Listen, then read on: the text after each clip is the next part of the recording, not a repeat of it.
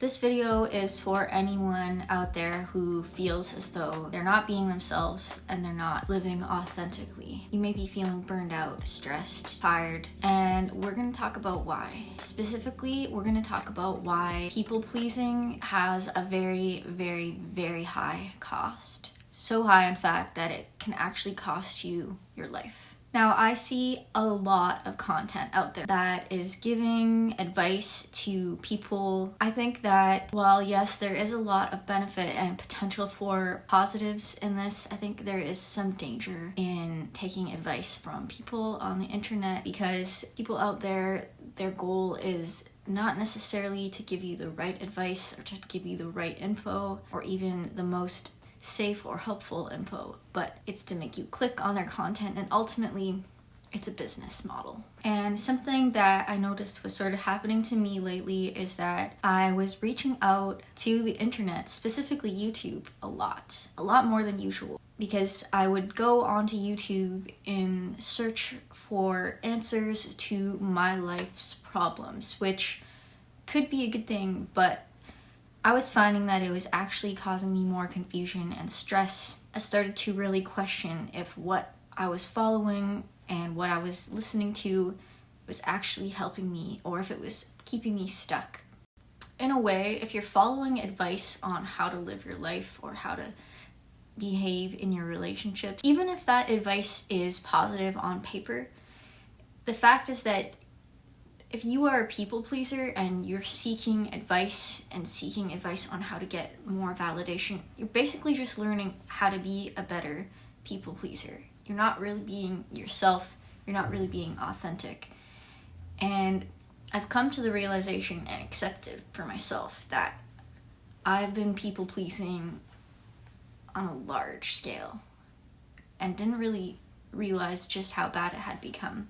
Because I used to be a very, very bad people pleaser, and it was to the point where when I look back at myself when I was younger, like quite a bit younger, I don't even really recognize that person, because I basically made my life decisions, including how I looked and dressed, based on what I thought people wanted of me and what people expected and what people liked. So let's look at some of the signs that you might be people-pleasing. The number one sign that you're people-pleasing is that you make yourself available at all times to all people, even if you feel exhausted, even if you don't actually have the time, and so you don't have enough time for yourself as a result. If you're always available for people, you're people-pleasing. If you pretend to agree with people or particular people that you want attention from or acceptance from, even if you don't actually agree, or if you hold your own secret opinions, you're people-pleasing. If you agree with everyone all the time, you're people-pleasing. If you feel responsible for other people beyond what a normal level is, then that's people-pleasing. So, for example, it's good and it's a positive, healthy thing to have empathy for others and to take care of those that are close to you, and especially if you are responsible for somebody, then of course. This doesn't apply to children or to anyone that you actually are responsible for, their health or well-being. But when it comes to, let's say, a friend, someone that you don't really know that well, or even a partner, you're not responsible for how your partner feels. Of course, there's limits to this, like if you've harmed someone, but beyond that, you are not responsible for someone else. Feeling like you need to take care of someone or to fix their problems when that is not your responsibility, that is people-pleasing. It's good to care. It's an admirable trait to have if you want to take care of people, and if you have the energy for it, then sure, go ahead and do it. But you're people-pleasing if it actually starts to encroach on your own well-being. If caring for someone else's well-being is encroaching on your well-being, then you're people-pleasing. Another huge red flag that you're people-pleasing, and this is something that I do myself a lot, is that you are apologizing constantly. And if you've ever been told you say sorry too much, then you are people-pleasing for sure. If you are apologizing for things that are your basic human needs or things that are beyond your control, then that is people pleasing as well. Another sign that you're people pleasing is that you find it very extremely difficult to say no. And you might say, well, I do say no, I cancel things. If you cannot say no, if you cannot give someone a straight, sorry, I can't, or not even apologizing. Let's say somebody asks you to go somewhere with them or have a coffee date, and you know in the back of your head that you won't be able to. You won't have the energy or you won't have the time. It's okay to just say, I cannot go. You don't need to give an explanation. You don't need to apologize. If this is something you cannot do, then you're people pleasing. Oftentimes people that people please will make up excuses or cancel last minute to avoid having to say no. But if they really listened to what they were feeling or thinking, then they would have said no to begin with. If you were doing everything in your power to avoid conflict, even if it means denying your own needs, your wants or boundaries, or changing your personal preferences, it's people pleasing. So this can also show up as not setting boundaries because you don't want to cause conflict. And on the flip side, you might not ask for what you need or what you want at all. You might not ask for help when you really need it because you're afraid it could cause conflict or bother the person that you're asking. The last one that I'm going to touch on is if you don't express negative emotions. Hurt, if you have hurt feelings and you don't express it. If you don't let someone know that a boundary has been crossed. This one is very, very, very important, so please listen. Wake up and listen. Because not expressing when you've been hurt and not expressing when a boundary or a line has been crossed can lead to very, very high costs. It doesn't matter if it's in a romantic relationship, a platonic one, a professional or business relationship. You have to be able to tell people when they've hurt you or they're hurting you or when boundaries are being crossed or when you've reached your limit.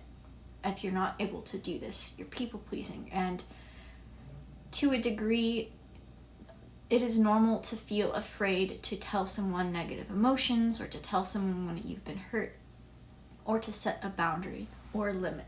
Because as humans, it's in our nature to want to be loved and accepted by others. We don't want to hurt anyone's feelings by telling them that they've hurt us.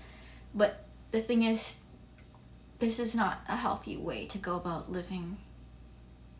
If you never express hurt feelings or negative emotions, it can lead to having poor connections at best.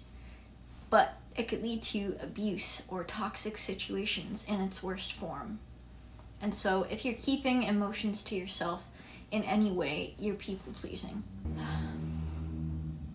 It is crucial that we learn to stop people pleasing. The costs of people pleasing are actually more extreme than you might think, because the name itself, the phrase people pleasing, it doesn't sound very bad or harmful. It kind of just sounds like a person that is nice to people and likes to help others and maybe doesn't take care of themselves as much. But it goes beyond that because the effects of it are actually very dangerous. You might feel as though you're not living as yourself authentically. You might feel disconnected from reality. You will feel resentment towards people, even loved ones, because you're not expressing how you really feel. You're not expressing yourself authentically, and you're not telling people what you need or when you need help.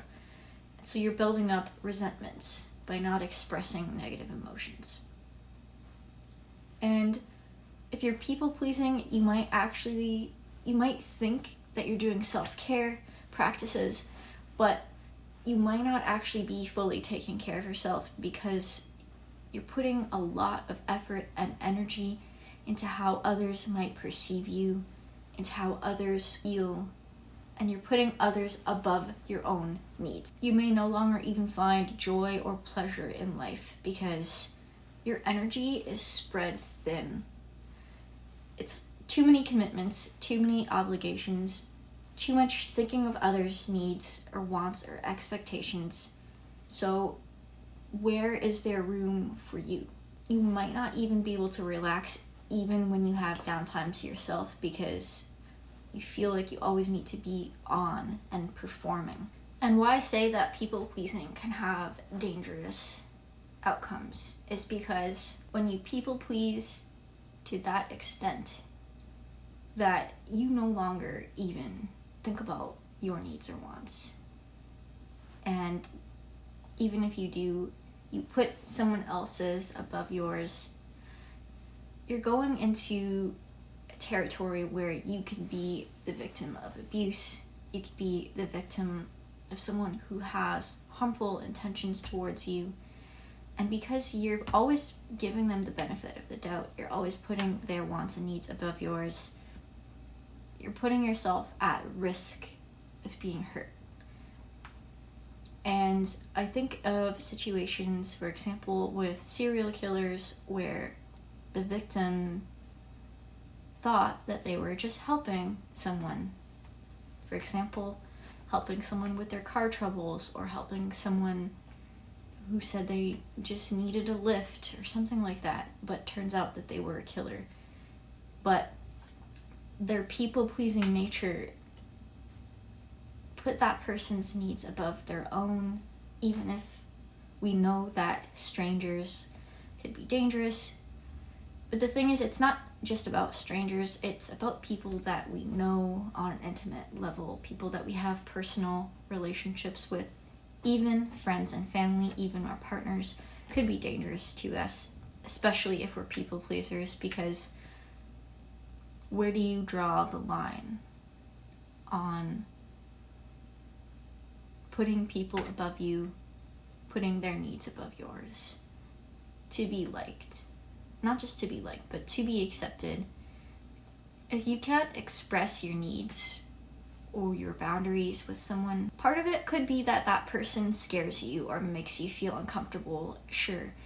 And that's important to realize. If someone is treating you in such a way that you don't feel comfortable to express yourself, or if they're being abusive towards you or anything like that, this is not putting the blame on the victim, but I'm saying that people who are more likely to attract this kind of experience or this kind of harm or abuse, they tend to be people pleasers. And so this is why it's very, very important. The other thing that's important to think about and to know is that people pleasing, it's not your fault. Usually it comes from having experienced abuse as a child or anywhere along your lifetime.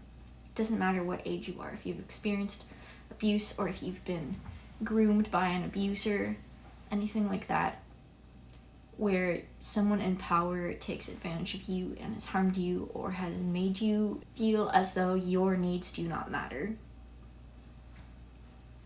has made you feel small, then you're going to people please, and this is something that you're going to have to pay attention to, probably for the rest of your life, to think about if what you're choosing to do and how you're moving in relationships and in the world and in your work and in your any relationship, friends within your friends, when you walk down the street and a stranger speaks to you, you have to consider that if you have a history of people pleasing, you are likely going to continue to do it unless you make the conscious effort and choice to really think about your actions, to think about your needs, your boundaries, your safety, your health, and your well-being. And I'm saying this as someone who has a serious, long history of people pleasing. And if you think about it, people pleasing is it's not only not fair to yourself, but it's unfair to those around you, because people can't connect with you on a deeper level if you're not really even being yourself, because you're trying to please someone else. If you've been people pleasing for a long time, like I have, you might notice that the costs and the effects of people pleasing actually accumulate and they become more complex over time. Sure, one little action or decision might not affect me in the long run, but it's the accumulation of always putting other people's wants or expectations of you above yours. And you begin to lose yourself until you no longer even have yourself. And you might be looking at your life and wondering how you even got there, because you didn't even think, is this what I really want? Is this what I really need? Is this really even me? Is this what I even like? You know? If you don't have that autonomy to be yourself, the freedom to make your own choices, people pleasing in a way is like a self-imposed prison. You're in this cage where, sure, you might have the approval of, let's say you're people pleasing with your family. You might have the approval of your family, and there are benefits to that, but there may be high costs that only come to you later down the line, because not expressing your true self is harmful to you. It is very harmful. I think this is something that people don't talk about enough, is just how high the costs are of people pleasing. You don't want to get old one day and look at your life and say, none of these choices I made for myself. You don't want to look at your partner down the road and think, I didn't actually want to be with this person, and this person doesn't make me happy. You don't want to look at your job 5, 10, 15 years down the line and say, I didn't actually choose that job. I just did it because I thought it was the right thing to do, or people were telling me to do it. You don't want to be there. So take this video as hopefully a lesson and a warning, and think about the ways in which you are people pleasing. And maybe you only do it in smaller ways, but I still encourage you to think about why you're doing that and why you're choosing to put others' wants and likes and expectations and needs above your own. Why do your needs, wants, and likes and preferences and boundaries matter less? They don't. And so I encourage you to think about ways in which you might be settling or people pleasing and how it might be harming you, and think about how you can start to set boundaries, express your own needs and wants and likes, and start to gain back the energy for yourself and find time to relax and to enjoy your life. And hopefully the end result is that you won't feel so burned out. You'll be able to make choices that are healthier for you, that make you happier. And honestly, it will be freaking terrifying to do if you're not used to it. If you're a people pleaser, this is going to be terrifying, because you're going to feel like, well, I'm letting people down and all these people won't know what is going on if I suddenly start making decisions for myself. But yes, there will be a short-term period where it's going to really suck. You're going to be lost. You're going to feel lonely and scared, but in the end, you're going to find freedom, happiness, and joy. And I promise you, it's out there. But I hope that if you have watched this video, that you found some use and help in it, and I encourage you to reconsider the ways that you're interacting in your life. So on my channel, I normally talk about art and creativity and songwriting and music, but I felt a pull to talk about this topic because it's something that I was really struggling with, and